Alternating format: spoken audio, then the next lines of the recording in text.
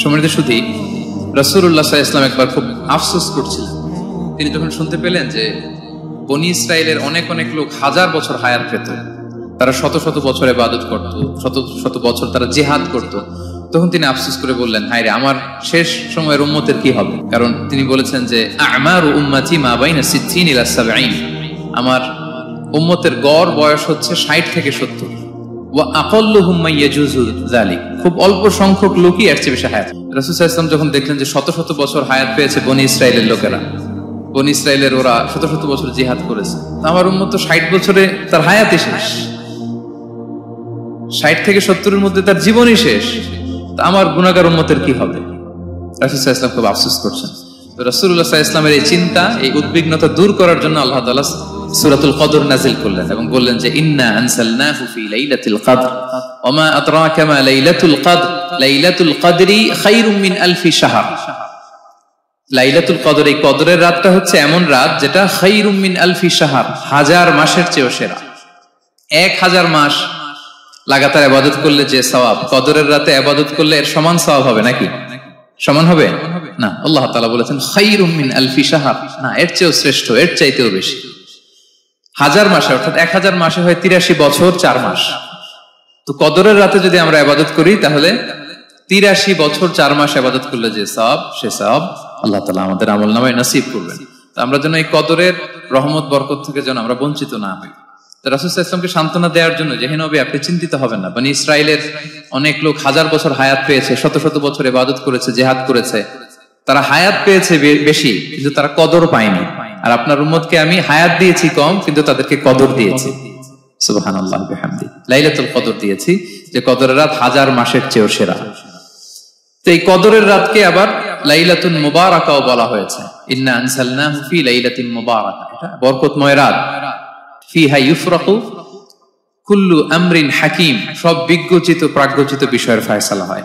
এটা বেসিক্যালি একটা বাজেট রাত বলা যায়। এ রাতে আগামী 1 বছরে আমাদের কি ঘটবে না ঘটবে আল্লাহ তাআলা এটার বাজেট করেন, এটাকে রিভাইজ করেন। সো এই রাতটা অনেক গুরুত্বপূর্ণ। তো এই কদরের রাত, এটা কবে? এটা স্পেসিফিক ছিল, মানে সুনির্দিষ্ট ছিল। রাসূল সাল্লাল্লাহু আলাইহি ওয়াসাল্লাম আমাদেরকে জানাতে চেয়েছিলেন কবে, কিন্তু রাসূল সাল্লাল্লাহু আলাইহি ওয়াসাল্লাম জানাতে পারেননি। সহিহ বুখারীতে এসেছে যে রাসূল সাল্লাল্লাহু আলাইহি ওয়াসাল্লাম খারাজান নবী সাল্লাল্লাহু আলাইহি ওয়াসাল্লাম লিয়ুখবিরানা বিলাইলাতিল কদর। উবাদা ইবনে সামিত রাদিয়াল্লাহু তাআলা বলেন, রাসূল সাল্লাল্লাহু আলাইহি ওয়াসাল্লাম আমাদেরকে জানাতে বের হয়েছিলেন যে কবে কদরের রাতটা। ফাতালাহা রাজুলান মিনাল মুসলিমিন, হঠাৎ মুসলমানদের মধ্য থেকে 2 জন ঝগড়া লাগলো, তর্ক লাগলো। আর রাসূল সাল্লাল্লাহু আলাইহি ওয়াসাল্লাম হঠাৎ করে ওই ঝগড়ার দিকে খেয়াল করলেন, ওইদিকে খেয়াল করে ওই তারিখটার কথা তিনি ভুলে গেলেন। ফারুফিআত, রাসূল সাল্লাল্লাহু আলাইহি ওয়াসাল্লাম বললেন, আমার হৃদয় থেকে, অন্তঃকরণ থেকে এটাকে উঠিয়ে নেওয়া হলো। এখন আমি মনেই করতে পারছি না এটা কি 23 না 25 না 27 না 29, আমি মনে করতে পারছি না। এজন্য রাসূল সাল্লাল্লাহু আলাইহি ওয়াসাল্লাম বলেছেন যে তবে আমি এতটুকু মনে করতে পারছি, ফালতামিসুহা ফিল আশরিল আওয়াখিরি ফিল বিত্রি, রমাদানের শেষ দশকের বেজর রাত্রিগুলোতে তোমরা কদর তালাশ করো। বেজর রাতে যদি তোমরা কদর তালাশ করো তাহলে এই কদর সুনিশ্চিতভাবে তোমরা পাবে। তো এই জন্য স্কলাররা সবসময় বলেন যে লাস্ট 10 days অফ রমাদান খুব গুরুত্বপূর্ণ, সবচেয়ে the cream time of Ramadan. I repeat, এটা রমাদানের একেবারে মাহেন্দ্রক্ষণ। এই 10 দিনের যে কোনো 10 রাতের যে কোনো রাত কদর হয়ে যেতে পারে, বিশেষ করে অড নাইটস গুলো 21, 23, 25, 27 এবং 29, যে কোনো দিন হয়ে যেতে পারে কদর। তো বুদ্ধিমানের কাজ হচ্ছে আমরা যেন রমাদানের শেষ 10 রাতে লাগাতার একইভাবে একই স্পিডে আমরা যেন ইবাদত করি। কোন রাতে বেশি করলাম, হয়তো 27 রাতে আমি খুব ভাব গাম্ভীর্য নিয়ে, খুব আবেগ নিয়ে ইবাদত করলাম, কিন্তু হয়ে যেতে পারে যে এবছর কদর ছিল 25 রাত, হতে পারে না? পারে। তো আমরা তো মিস করে ফেললাম। তো আমরা যেন মিস না করি। বুদ্ধিমানের কাজ হবে সমানতালে ইবাদত করা। এবং এটা এত গুরুত্বপূর্ণ, রাসূল সাল্লাল্লাহু আলাইহি ওয়াসাল্লাম এত এমফাসাইজ করে কোন রাতের কথা বলেনি। আরবি মাস অনুযায়ী 354টা রাতের মধ্যে সবচাইতে শ্রেষ্ঠ রাত, সবচাইতে শ্রেষ্ঠ রাত সূর্য ডোবার পর থেকে হাত্তা মাতলাইল ফাজর, ফজরের সূচনা লগ্ন পর্যন্ত শান্তিময় এ রাত, বরকতের এ রাত। রাসূল সাল্লাল্লাহু আলাইহি ওয়াসাল্লাম বলেছেন, মান হুরিমা খায়রাহা ফাকাদ হুরিম, যে কদরের বরকত থেকে, খায়ের থেকে বঞ্চিত হলো, সে আসলেই বঞ্চিত। হি ইজ দ্য লুজার, সে হতভাগা, সে পোড়া কপাল, সে বঞ্চিত। মান হুরিমা খায়রাহা ফাকাদ হুরিম, যে কদর পেল না সে হতভাগা। এখন আমরা কি হতভাগা হতে চাই? আমরা তো শুরুতে অনেক হোপফুল ছিলাম, এত এত ব্লেসিংস, এত এত বরকত, রহমতের ফলগু ধারায় আমরা প্লাবিত হচ্ছি রমাদানে। তা আমরা তো হতভাগা হতে চাই না। তো আমরা যেন এই শেষ 10 দিন এক তালে আন্তরিকতার সাথে ঈমান ও ইহতিসাবা আমরা যেন ইবাদত করি। সম্মানিত ভাই এবং বোনেরা, তাহলে আমরা সৌভাগ্যশীলদের অন্তর্ভুক্ত হতে চাই, হতভাগা হতে চাই না। আমরা এবার একটু শুনবো যে রাসূলুল্লাহ সাল্লাল্লাহু আলাইহি ওয়াসাল্লাম কদরের রাতগুলোতে কি কি ইবাদত করতেন। আমি খুঁজে 5টা আমলের কথা পেয়েছি বিশেষভাবে, কমন যে আমলগুলো সেগুলো তো ছিলই, বিশেষভাবে 5টা কাজ রাসূল সাল্লাল্লাহু আলাইহি ওয়াসাল্লাম এই কদরের রাতে করতেন। 1 নম্বর কাজ হচ্ছে তিনি সারা রাত জেগে ইবাদত করতেন এবং পরিবারের লোকদেরকে ঘুমোতে দিতেন না, উঠিয়ে দিতেন। বছরের অন্য কোনো সময়ে সারা রাত জেগে ইবাদত করার কোনো নজির রাসূল সাল্লাল্লাহু আলাইহি ওয়াসাল্লামের জীবনে ছিল না। সব রাতে ঘুমাতেন। রাসূল সাল্লাল্লাহু আলাইহি ওয়াসাল্লামের দৈনন্দিন অভ্যাস ছিল তিনি এশার পরেই তাড়াতাড়ি ঘুমিয়ে পড়তেন আর মিড নাইটে উঠতেন। রাসূল সাল্লাল্লাহু আলাইহি ওয়াসাল্লামের কর্মদিবস শুরু হতো মিড নাইটে। আমাদের তো সকালে, কারো আরো অনেক পরে শুরু হয়। রাসূল সাল্লাল্লাহু আলাইহি ওয়াসাল্লামের কর্মদিবস শুরু হতো বেসিক্যালি মিড নাইটে। এশার পরে কথাবার্তা না বলে আগে ঘুমোতে যেতেন, মিড নাইটে উঠতেন, কিন্তু ঘুমাতেন। ঘুম ছাড়া রাত কাটাতেন না। সারা বছরের এটা ছিল যে এশার পর পরে ঘুমোতে যেতেন, except the last 10 days of Ramadan. রমাদানের শেষ 10 রাতে রাসূল সাল্লাল্লাহু আলাইহি ওয়াসাল্লাম ঘুমাতেন না। এই 10 দিনের ব্যাপারেই পাওয়া যায় সারা রাত জেগে তিনি ইবাদত করেন। আম্মা জান আয়েশা রাদিয়াল্লাহু তাআলা আনহা বলেন, ইযা দাখালাল আশরু আহিয়াল লাইলা ওয়া আইখাযা আহলা ওয়া জাদ্দা ওয়া শাদ্দাল মিজার। রমাদানের শেষ দশক যখন আসতো রাসূল সাল্লাল্লাহু আলাইহি ওয়াসাল্লাম সারা রাত জেগে ইবাদত করতেন। পরিবারের সদস্যদেরকে জাগিয়ে তুলতেন, স্ত্রীদের ঘুমাতে দিতেন না, জাগিয়ে তুলতেন। ফাতেমা রাদিয়াল্লাহু তাআলা আনহার ঘর পাশেই ছিল, তাদেরকে যে জাগাতেন এবং নিজে সারা রাত ইবাদত করতেনই। জাদ্দা ওয়া শাদ্দাল মিজার, খুবই বলিষ্ঠ ভাবে, খুব মজবুত ভাবে কোমরে গামছা বেঁধে নামার একটা এক্সপ্রেশন এখানে দেয়া হয়েছে। মিজার, ইজহার মানে হচ্ছে বাংলা করলে হয় লুঙ্গি। লুঙ্গি আমরা যখন খুব শক্ত কোনো কাজ করতে যাই তখন তারা কি করে, খুব টাইট করে লুঙ্গিটা বাঁধে। তার মানে বোঝানো হচ্ছে রাসূল সাল্লাল্লাহু আলাইহি ওয়াসাল্লাম কোমরে ভালো করে লুঙ্গি বেঁধে বা গামছা বেঁধে আটগাট বেঁধে নামতেন শেষ 10 দিনের জন্য। এই সময় তিনি মানে কাউকে কেমন যেন চিনতেন না, সবসময় ইবাদতে মগ্ন থাকতেন। এটা আমরা করতে পারি যে শেষ 10 দিনে আমরা একটা স্পেশাল প্ল্যান করতে পারি যে আমরা আমাদের সর্বোচ্চটুকু উজাড় করে দিয়ে লাস্ট 10 days অফ রমাদানের এই বরকত আমরা হাসিল করবো, এটা যেন আমাদের মিস না হয়। তাহলে এটা আমরা একটা পেলাম। 2 নাম্বার হচ্ছে ইতিকাফ করা। রাসূলুল্লাহ সাল্লাল্লাহু আলাইহি ওয়াসাল্লাম রমাদানের শেষ 10 দিন ইতিকাফ করতেন। আমাদের আয়েশা রাদিয়াল্লাহু তাআলা আনহা বলেন, কানা ইয়াতাকিফুল আশরাল আওয়াখির মিন রমাদান। রমাদানের শেষ দশকে তিনি ইতিকাফ করতেন হাত্তা তাওয়াফাহুল্লাহ, ওনার ইন্তেকালের আগ পর্যন্ত এই অভ্যাসটাই তিনি জারি রেখেছেন। সুম্মা আতাকাফা আজওয়াজুহু মিন বা'দি, তারপরে ওনার স্ত্রীরা ইতিকাফ করেছেন। আরেক বর্ণনা এসেছে ইয়াতাকিফু কুল্লা রমাদান 10 আইয়াম, প্রতি রমাদানে তিনি 10 দিন ইতিকাফ করেছেন। কিন্তু যেই বছর তিনি ইন্তেকাল করবেন সে বছর তিনি 20 দিন ইতিকাফ করেছিলেন। প্রতি রমাদানে 10 দিন, আর যে বছর ইন্তেকাল করবেন সে বছর কয় দিন? 20 দিন তিনি ইতিকাফ করেছিলেন মসজিদে নববীতে। তাহলে আমরা এই রমাদানের শেষ দশকে এটা করতে পারি। 2 নম্বর পয়েন্ট হচ্ছে ইতিকাফ করা। যারা আমরা করিনি তারা আমরা ইতিকাফ করতে পারি। আমরা যেন ইতিকাফ করার চেষ্টা করি। ইতিকাফ করতে না পারলে শেষ দশকের রাতগুলো যেন মসজিদে কাটানোর চেষ্টা করি, তা না পারলেও বাসায় যেন এই রাতগুলো আমরা মিস না করি। 3 নাম্বার হচ্ছে রাসূল সাল্লাল্লাহু আলাইহি ওয়াসাল্লাম এবং জিবরাইল আলাইহিস সালাম যৌথভাবে কোরআন রিভিশন করতেন। খুব ইন্টারেস্টিং।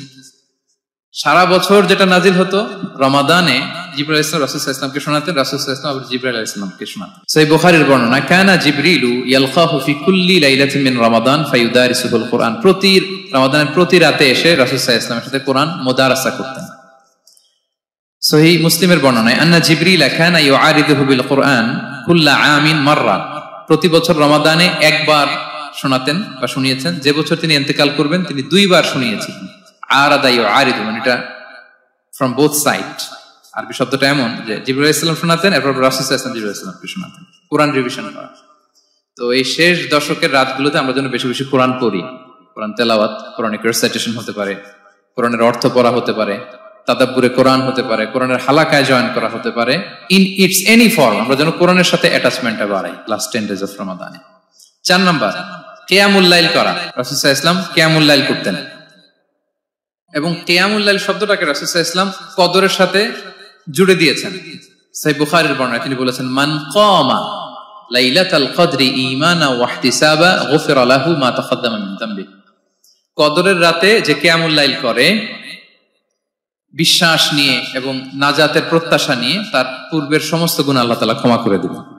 তাহলে কিয়ামুল লাইলটা রাসূল সাল্লাল্লাহু আলাইহি ওয়াসাল্লাম বিশেষভাবে কদরের রাতের সাথে সম্পৃক্ত করেছেন। আমরা যেন প্রতি রাতে কিয়ামুল লাইল করি, লম্বা সময় যেন দাঁড়িয়ে থাকি, লম্বা সময় কোরআনিক রিসাইটেশন করি দাঁড়িয়ে থেকে, লম্বা সময় রুকু, লম্বা সময় সিজদা, স্পেশালি সিজদা। আকরাবু মা ইয়াকুনুল আবদু মির রাব্বিহি ওয়া হুয়া সাজিদ ফাআকসিরু ফিহি দুআ। বান্দা যখন সিজদায় থাকে আল্লাহ সবচেয়ে কাছে থাকে, তো আমরা তো আল্লাহর সবচেয়ে কাছে যেতে চাই এই ক্রিম টাইমটাতে, কি বলেন? আমরা যেন লম্বা সময় সিজদাতে থাকি। কিন্তু আমাদের অনেকের যেটা হয়, নামাজে তাড়াহুড়ো, অনেকের সব ব্যস্ততা যখন নামাজে দাঁড়াই এরকম হয়ে যায়। রাসূল সাল্লাল্লাহু আলাইহি ওয়াসাল্লামের সালাত যদি আমরা খেয়াল করি, বিশেষ করে কিয়ামুল লাইলে এত যে সুন্দর ছিল। আম্মাজান আয়েশা রাদিয়াল্লাহু তাআলা আনহাকে জিজ্ঞেস করা হয়েছিল যে, হে আম্মাজান, রাসূল সাল্লাল্লাহু আলাইহি ওয়াসাল্লামের কিয়ামুল লাইল কেমন ছিল, কিভাবে কিয়ামুল লাইল করতেন? আম্মাজান আয়েশা দেখেন ওনার এক্সপ্রেশনটা কত সুন্দর। তিনি বলেছেন, ফালা তাসআল আন হুসনিহিন্না ওয়া তুলিহিন্না।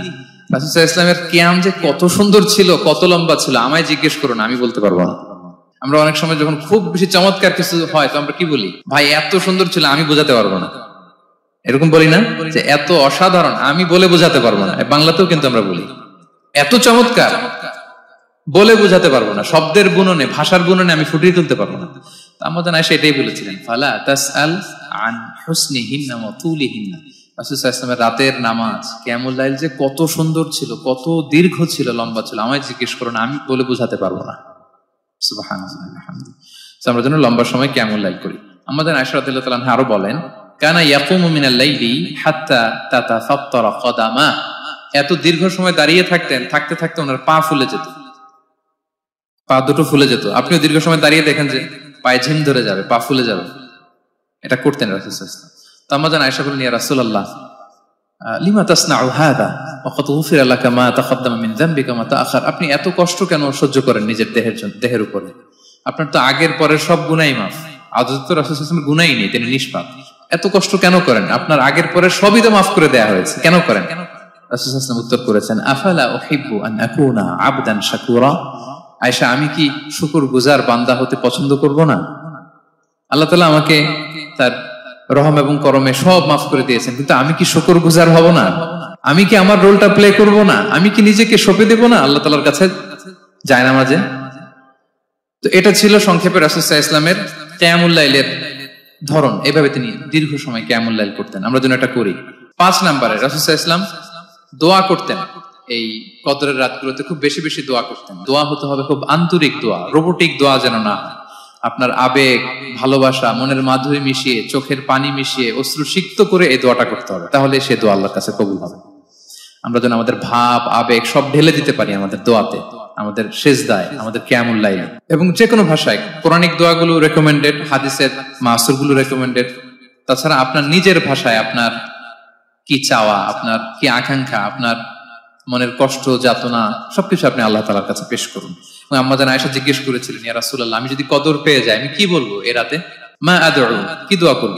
রাসূল সাল্লাল্লাহু আলাইহি ওয়াসাল্লাম বললেন, তাকুলিন, আয়েশা তুমি বলবে, আল্লাহুম্মা ইন্নাকা আফুউন তুহিব্বুল আফওয়া ফাআফু আন্নী। আয়েশা তুমি যদি কদরের রাত পেয়ে যাও এটা বলবে, হে আল্লাহ আপনি ক্ষমাশীল, আল্লাহ আপনি ক্ষমাকে পছন্দ করেন, আল্লাহ তাই আপনি আমায় ক্ষমা করেন। হে আল্লাহ আপনি ক্ষমাশীল, আপনি ক্ষমাকে পছন্দ করেন, আল্লাহ আপনি আমাকে ক্ষমা করেন। এই দোয়াটা আমরা যেন বেশি বেশি করি। আমার সাথে সাথে সবাই একটু পড়ুন মেহেরবানি করে, আল্লাহুম্মা ইন্নাকা আফুউন তুহিব্বুল আফওয়া ফাআফু আন্নী। আল্লাহুম্মা ইন্নাকা আফুউন তুহিব্বুল আফওয়া ফাআফু আন্নী। হে আল্লাহ আপনি ক্ষমাশীল, আপনি ক্ষমা করাকে পছন্দ করেন, আল্লাহ আমাকে ক্ষমা করেন। আমরা আমাদের নিজেদের ভাষায় অনেক দোয়া করতে পারবো, কিন্তু রাসূল সাল্লাল্লাহু আলাইহি ওয়াসাল্লামের শেখানো দোয়াগুলো এটা হচ্ছে মানে very precise in wording but comprehensive in meaning. এটার অর্থ, এটার আবেদন। এবং এই রমাদানে আমরা যা শিখলাম, যেটা করলাম, এটার ইম্প্যাক্ট যেন রমাদানের পরেও আমাদের মধ্যে থাকে। আমাদের অনেকের এটা হয় যে রমাদানে আবেগে অনেক আলোচনা শুনে, ক্ষমার মাস এটা জেনে এত ইবাদত, রমাদান নাই ইবাদত নাই, এরকম হয়ে যায়। এটা যেন না হয়, বরং এটার একটা পরশ যেন আমাদের হোল দ্য ইয়ার লং থাকে। আরব শায়েখরা বলেন যে কুন রব্বানি লা তাকুন রমাদানি। রব্বানি হও, রমাদানি হও না। মানে রমাদান আসছে, তুমি রমাদান কেন্দ্রিক ইবাদত নিয়ে অনেক উচ্ছ্বাস, কিন্তু রমাদান শেষ, ইবাদত শেষ, এমনটা যেন না। রমাদানের পরেও সে মেহেরবান আল্লাহ তাআলা কিন্তু আমাদের জন্য আছেন। তিনি প্রতি রাতে শেষ রাতে নেমে আসেন, এসে ডাকতে থাকেন, কার ক্ষমা লাগবে ক্ষমা চাও, ক্ষমা করবো। কে বিপদে পড়েছ বলো, আমি উদ্ধার করব। তো তিনি আরশের উপর থেকে প্রথম আসমানে নেমে আসলেন দেওয়ার জন্য, আমি ঘুম থেকে জাগতে পারলাম না নেয়ার জন্য। এটা হইলো প্রাইম মিনিস্টার আনোয়ার ইব্রাহিম আমাকে একটা অ্যাওয়ার্ড দিবে, লেটস সে হোটেল ইন্টারকন্টিনেন্টাল, উনি এসে বসে আছে বাট আমি যেতে পারিনি, এটা হয় না। আল্লাহ তাআলা প্রতি রাতে শেষ রাতে এসে বলেন কার কি লাগবে, তিনি নেমে আসেন বা বিশেষ মনোনিবেশ করেন প্রথম আসমানে এসে, কিন্তু আমরা যে নিব সেই সময়টুকুন আমাদের হয় না। আমরা এতটা গাফেল যেন না হই, আমরা যেন একটু পুশ করি। বড় কিছু পেতে হলে নিজেকে পুশ করতে হয়, এক্সট্রা একটা ড্রাইভ দিতে হয়। সম্মানিত শুধু এই 17টা দিন কি করলাম একটু রিভাইজ করি, যোগ বিয়োগ করি নিজের সাথে নিজে, যে প্ল্যানটা নিয়ে রমাদান শুরু করলাম ওইরকম কিয়ামুল লাইল করতে পারলাম কিনা, ওইরকম চ্যারিটি করতে পারলাম কিনা, রেসাইটেশন করতে পারলাম কিনা, একটু যেন নিজের সাথে নিজে বোঝাপড়া করি, একটু যেন রিভাইজ করি এবং নিজেকে যেন একটু পুশ করি। রমাদান কিন্তু আমাদেরকে আশা দেখায়। আমরা যখন রমাদানের বিভিন্ন রহমত বরকতের বর্ণনাগুলো শুনি আমরা প্রত্যেকে আশাবাদী হয়ে উঠি। এবং বিশ্বাসীদের একটা বৈশিষ্ট্য হচ্ছে সবসময় আশাবাদী হওয়া, হোপলেস না হওয়া। আল্লাহ তাআলা সূরা ইউসুফে বলছেন লা তাইয়াসু মির রাহিল্লাহ ইন্নাহু লা ইয়াইয়াসু মির রাহিল্লাহি ইল্লাল কওমুল কাফিরুন। তোমরা আল্লাহর রহমত থেকে নিরাশ হয়ে যেও না, তোমরা হোপলেস হয়ে যাও না। আল্লাহর রহমত থেকে নিরাশ শুধু তারাই হয় যারা অবিশ্বাসী, যারা কাফির। সো বিশ্বাসীরা সবসময় আশাবাদী থাকে। এই রমাদানুল মুবারক এটা আমাদেরকে সবসময় আশাবাদী করে, আমাদেরকে স্বপ্ন দেখায়, আমাদের হৃদয়ে আশা জাগায়। আমরা যখন রমাদান কেন্দ্রিক কথাগুলো শুনি আমরা উচ্ছ্বসিত হয়ে উঠি। যখন বলা হয় যে এই মাস আসলে একটা নফল করলে ফরজের সমান সওয়াব, তারপর এই মাসে উমরা করলে হজের সমান সওয়াব, তো এটা শুনলে মনের মধ্যে একটা আশা জাগে যে আমাদের আওয়ার রিওয়ার্ডস আর মাল্টিপ্লাই, আমাদের যে প্রতিদানগুলো দেয়া হচ্ছে নেক কাজের এটা অনেক বাড়ানো হচ্ছে। তারপর যখন বলা হয় যে এই মাস আসলে জান্নাত খোলা হয়, জাহান্নাম বন্ধ করা হয়, শয়তানকে শেকলবন্দি করা হয়, মনের মধ্যে একটা আশা জাগে আমাদের যে না, বাঁচার একটা আশা ফিরে পেলাম, হয়তো এই দফায় আমি বেঁচে যাব, আমার মুক্তির একটা দিশা মিলবে, হয়তো আল্লাহ তাআলা আমাকে ক্ষমা করবেন এবং এই অপরচুনিটিস গুলো কাজে লাগিয়ে আমি মুক্তি পাবো ইনশাআল্লাহ, একটা আশা জাগে। এরপর যখন আমরা শুনি যে প্রতি রাতে একজন ফেরেশতা ডাকতে থাকে ইয়া বাগিয়াল খাইরি আকবিল ইয়া বাগিয়াশ শাররি আকসির, হে কল্যাণের পথের যাত্রী প্রসিড, আরো সামনে যাও, আরো নেক কাজ করতে থাকে। হে অকল্যাণের পথের যাত্রী স্টপ, ক্ষান্ত হও, অনেক হয়েছে, আর না, এবার থাম। এবং প্রতি রাতে ঘোষণা দেওয়া হয় যে ওয়ালিল্লাহি উতাকাউ মিনান নার ওয়া যালিকা কুল্লা লাইলা। রমজানের প্রতি রাতে অনেক মানুষকে জাহান্নামের আগুন থেকে মুক্তি দেয়া হয়। এই যে ন্যারেশন গুলো যখন আমরা শুনি আমাদের মধ্যে কি ফিলিংস আসে? আশাবাদী হয়ে ওঠেন না আপনারা নাকি? আমার কাছে তো মনে হয় যে আমরা খুব আশাবাদী হয়ে উঠি, উজ্জীবিত হয়ে উঠি, খুব এক্সাইটেড হয়ে উঠি। তো এই রমজান কিন্তু আমাদেরকে এইভাবে আশাবাদী করে। সহিহ মুসলিমের একটা বর্ণনা এসেছে যে রাসূল সাল্লাল্লাহু আলাইহি ওয়াসাল্লাম বলেন কুল্লু আমাল ইবনি আদম ইউদাআফ ওয়াল হাসানাতু বিআশরি আমসালিহা ইলা 700 দিফ। অর্থাৎ বনি আদমের সব নেক কাজের সওয়াব বাড়াতে বাড়াতে 10 গুণ থেকে 100 গুণ থেকে 700 গুণ পর্যন্ত বাড়ানো হয়। আল্লাহ তাআলা বলেন যে ইল্লা সওম, সিয়াম ছাড়া সব নেক কাজের সওয়াব বাড়ানো হয় 10 গুণ 100 গুণ 700 গুণ, কিন্তু এই যে আমরা সিয়াম সাধনা করছি এটা ছাড়া। ফা ইন্নাহু লি ওয়া আনা আজজি বিহি, মানে সব নেক আমলের প্রতিদান এটা লিমিটেড, হয় 10 গুণ কিংবা 100 গুণ কিংবা 700 গুণ, কিন্তু সিয়ামেরটা কত গুণ এটা আল্লাহ বলেননি, এটা আনলিমিটেড, এটা সারপ্রাইজ গিফট হিসেবে আল্লাহ রেখেছেন। আল্লাহ বলেন ফা ইন্নাহু লি ওয়া আনা আজজি বিহি, কেননা সিয়াম আমার জন্য সাধন করা হয়, এর প্রতিদান আমি নিজে দেব। কি দেব এটা উল্লেখ করা হয়নি, সব নেক আমলের সওয়াবের কথা উল্লেখ করা হয়েছে, 10 গুণ 100 গুণ 700 গুণ, এটা পাবা ওইটা পাবা, কিন্তু ইল্লা সওম, সিয়াম ছাড়া। ফা ইন্নাহু লি, কেননা এটা আমার জন্য রাখা হয়, ওয়া আনা আজজি বিহি, এর প্রতিদান আমি দেব। কি দেব আল্লাহ বলেননি, এটা যে কত বিশাল হবে, সুমহান হবে, অকল্পনীয় হবে, এটা আল্লাহ তাআলা বলেননি, সারপ্রাইজ গিফট হিসেবে রেখে দিয়েছেন। এই হাদিসের এই শেষাংশের টেক্সটটাকে একটু অন্যভাবে পড়া যায় যে ওয়া আনা উজজা বিহি, আনা আজজি বিহি মানে আমি এর প্রতিদান দেব। আবার এভাবেও পড়া যায় যে ওয়া আনা উজজা বিহি, মানে আমি নিজেই হব রোজার প্রতিদান। সব কাজ করে তারা এটা পাবে, এই নিয়ামত পাবে, জান্নাত পাবে, কিন্তু রোজার মাধ্যমে তারা আমাকে পাবে। তো সে জান্নাতে সবচাইতে আনন্দ ঘন মুহূর্ত হবে যখন আমরা সরাসরি আল্লাহ তাআলাকে দেখব, এবং এটা রোজার প্রতিদান হিসেবে আল্লাহ সারপ্রাইজ গিফট হিসেবে রেখে দিয়েছেন। সুবহানাল্লাহ। এই বর্ণনাগুলো শুনলে আপনাদের কেমন লাগে বলেন? একটা আশা জাগে মনের ভিতরে, কি বলেন? It gives us hope, it makes us hopeful. তাহলে রমাদান আমাদেরকে আশাবাদী করে। এরপর রাসূল সাল্লাল্লাহু আলাইহি ওয়াসাল্লাম বলেছেন রোজার জন্য দুইটা খুশি রোজাদারদের জন্য, লিসাইমি ফারহাতুন ইনদা ফিতরি, একটা খুশি যখন সে ইফতার করে, এটা একটা আনন্দ, আসলে কিন্তু অনেক আনন্দ। পৃথিবীর কোন খাবার দাবারের সাথে ইফতারের তুলনা হয় না। অন্যান্য খাবারের মধ্যে নিয়ে আসা হচ্ছে, আমি সালাদ বানাচ্ছি আবার একটু করে খেয়ে ফেলতেছি, আমি একটা কিছু রান্না করতেছি একটু ট্রাই করতেছি, কিন্তু ইফতারের অ্যারেঞ্জমেন্টটা আলাদা, কেউ ট্রাই করতে পারতেছে না, শুধু আনা হচ্ছে, টেবিলে সাজানো হচ্ছে, রাখা হচ্ছে, দোয়া হচ্ছে, বারবার ঘরের দিকে তাকানো হচ্ছে কখন সেই মুহূর্তটা আসবে, আসা মাত্রই বিসমিল্লাহ বলে আমরা মুখে দেই। তো এটার আনন্দটাই আলাদা। এবং রোজা শেষে প্রথম যে খাবারটা আমাদের মুখে লাগে, এটার যে স্বাদ পৃথিবীর অন্য কোনো খাবারের ওই স্বাদ হয় না। অন্য সময় তো আমরা খেজুর খাই, কিন্তু ইফতারের সময় প্রথম যে খেজুরটা আমরা খাই, এটার একটা অন্যরকম তৃপ্তি না? তার মানে জান্নাতের একটা আবহ এখানে, জান্নাতেও এরকম একই রকম খাবার দেওয়া হবে, কিন্তু তৃপ্তি স্বাদ আলাদা। উতুবিহি মুতাশাবিহা। দুনিয়াতে যে আমি ওয়াটারমেলন খাচ্ছি, জান্নাতেও নাকি এটাই দেয়া হবে।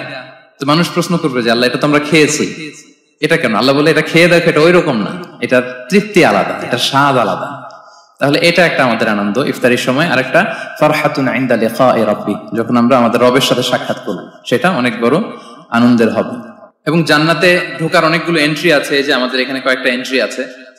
জান্নাতের একটা স্পেশাল এন্ট্রি থাকবে সাইমিনদের জন্য, রোজাদারদের জন্য। ইন্না ফিল জান্নাতি সামানিয়াতু আবওয়াব মিনহা বাব ইউসাম্মা আর-রায়্যান। অনেকগুলো দরজা, একটা দরজা আছে নাম হচ্ছে আর-রায়্যান। লা ইয়াদখুলুহু ইল্লা সাইমুন, রোজাদাররা ছাড়া কেউ এই রায়্যান দিয়ে ঢোকার পারমিশন পাবে না।